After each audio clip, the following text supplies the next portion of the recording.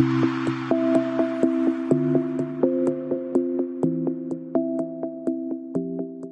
I'm Tony Russo, editor of Funeral Service Insider, and in this bonus episode, we are going to speak with Darren Crouch. He is the president and CEO of Passages International, as well as the current president of the Green Burial Council, and he's going to talk about the changes that have made green burial a little bit more accessible in people's minds and how that can help transfer to being able to sell more green burials, or to at least embrace the idea of providing the green burial option to your families if you're a funeral director or a cemeterian. Great conversation. We had a blast. It is in support of our upcoming event, Advances in Funeral Innovations in Houston, Texas, November 12th and 13th. That is in about a week. So if you haven't booked yet, you still can book, and we would still love to see you there. I'll be there hosting a panel at the end. We have a bunch of great speakers. They're all available at Kates-Boylston.com and link in the show notes. But now let's get to this conversation with Darren. I think you're going to get a huge kick out of it. So you'll be joining us in Houston. I'm very excited. And you'll be presenting on green funerals, which makes sense. But the title is Green Light on Green Funerals. So does that mean it's time to go with green funerals, or you have permission to proceed with green funerals? What's the title suggest? Pretty much, you got it right on. I mean, now is the time. Consumer data consistently shows that families value and are willing to pay for and want greener options. And it makes perfect sense when you look at the broader economy and what's happening with solar, electric vehicles, organic, fair trade, those types of things. Consumers are used to buying those options. And of course, when the inevitable happens and someone passes away, that doesn't change. The funeral industry is leaving a lot of money on the table because when these families don't get what they want, they end up opting for the minimum, which is often direct cremation at $1,000 or less. When you have a family that, shows up in a Mercedes, a BMW, as a business owner, a doctor, a lawyer, that has the financial means, but will not spend it on something that they don't see value in and doesn't align with their values. You've been in the papers a lot lately. I have a Google alert for green funerals, and it seems like every municipality, one at a time, is adding a green section to their cemetery and then calling you for a quote. Have you noticed that? Has it been busier in the last 6 months, or is it just my imagination because I'm looking so hard? No, I think it's definitely been busier. I think there is a realization, or the beginnings of a realization, that the consumer is looking for this, and the industry has the ability to do it, but it has to want to do it. And I'll give you an example. There's no laws prohibiting natural burial or burial without a vault in a cemetery. Those regulations typically are cemetery by cemetery. And so if the industry wanted to align with the values of these consumers, they could very well be offering natural burial in many of their cemeteries today versus having to acquire new land, create new sections, which can often be time-consuming and expensive, versus just offering natural burial anywhere in their cemetery. And the irony is, many of the people that want this are forced into cremation because they don't like the alternative, which is the very traditional, kind of outdated, resource-intensive funeral experience they've witnessed for friends and family in the past, i.e., embalming, religious service, viewings, grave sites, vaults, markers, that type of stuff. The consumer is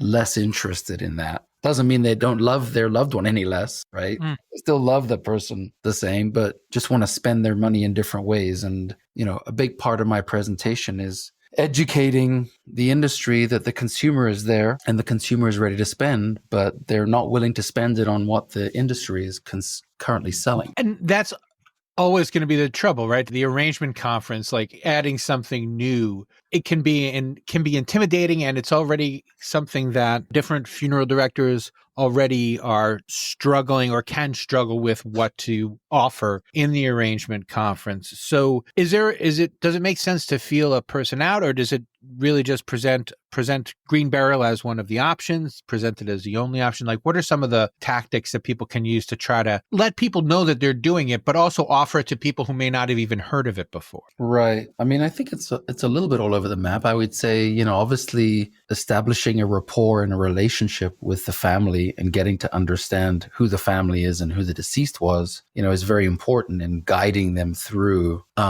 this difficult time. And I feel like, the industry has lost a little bit of the connection to, really providing what the family needs. And, in some cases that is not green. In many cases it is green, but there's sort of somebody dies and the focus is on trying to deal with the deceased person, right?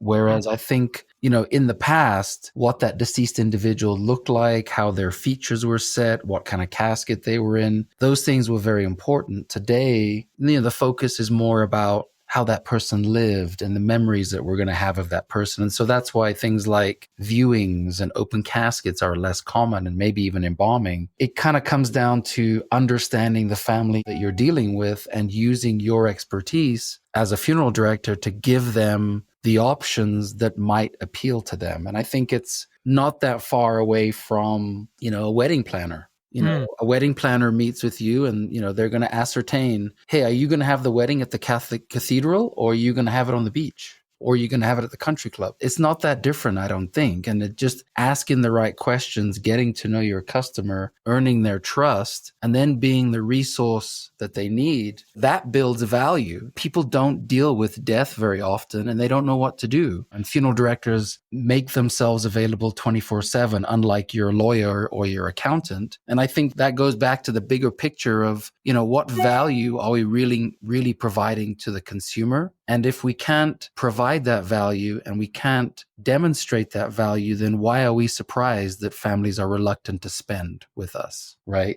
If they're reluctant to spend, it's not because they don't have the financial means or they don't love their loved one any less. It's just that they're less willing to spend on something they don't see value in. And so a lot of what I talk about is how can we deliver value to families? And the first thing we need to know is who the families are and what they want.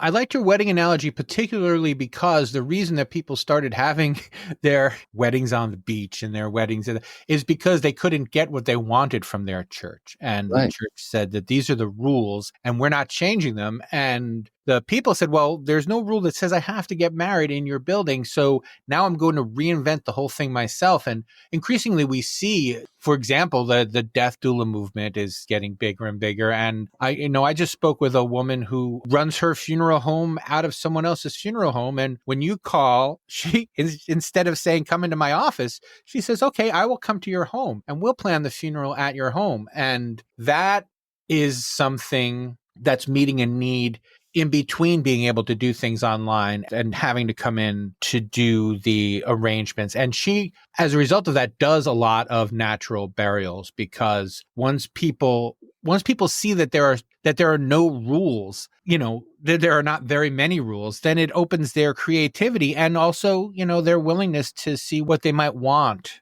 beyond the normal. Right. And I think an extension of that is, to some degree, is natural organic reduction. It's like, well, I think the industry has made it very difficult, not purposefully per se, but there's not very many green cemeteries around, and most funeral homes are not that educated about it. And so when the consumer wants it and they can't find it, that's why things like innovations like natural organic reduction come around, because they're like, well, if I can't have what I want, I'll figure some other way to do it. And so, that's another reason that when I look at, funeral homes and cemeteries, I feel like they're missing an opportunity, because we're making families jump through hoops to get what they want, when in fact, we could just say, yeah, if you want to be buried in a shroud or if you want to be buried in a wicker casket, we don't have to use a vault, and you can be buried next to your husband who died 5 years ago and who is in a vault and who is embalmed and who wanted that.